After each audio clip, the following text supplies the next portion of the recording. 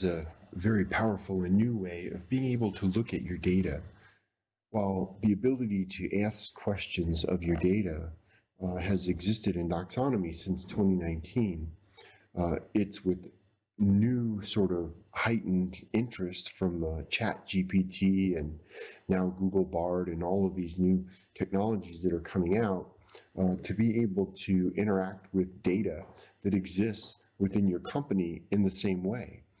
These tools are very powerful, but yet they're in the public domain, and most of the information that you have stored in your repositories you would not want to be exposed to the public domain. It would give up a lot of risk associated to your company and its intellectual property. So with Docxonomy and through our ability to crawl repositories and interact with the indexing of that data and keeping that data behind the company's firewall, keeping it protected from the public domain, you can have the same experience.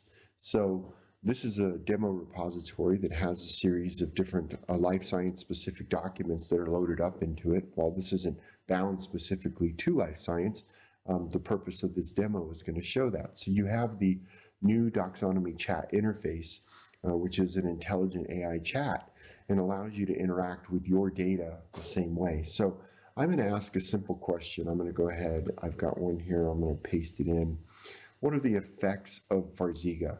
And I'm going to ask Docxonomy, what is that based on my data? So you can see very quickly that the repository responds back with an answer that is relevant and what you would expect to get back from the data that it has learned this model from. So it's intelligently deriving this. Let's give it a slightly different question. Let's ask, for instance, what are the most common adverse reactions associated with Jardiance, which is another drug that happens to be in this repository? So again, we ask the question of the repository and we get back an answer that says most common adverse event reactions associated with Jardiance are hypoglycemia and so on down the line.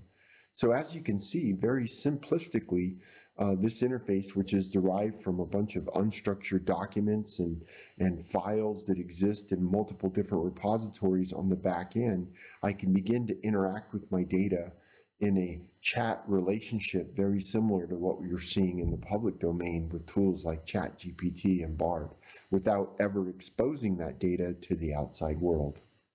We hope this is helpful, and we look forward to talking to you more. If you'd like to learn more about this, please reach out to us. Thank you.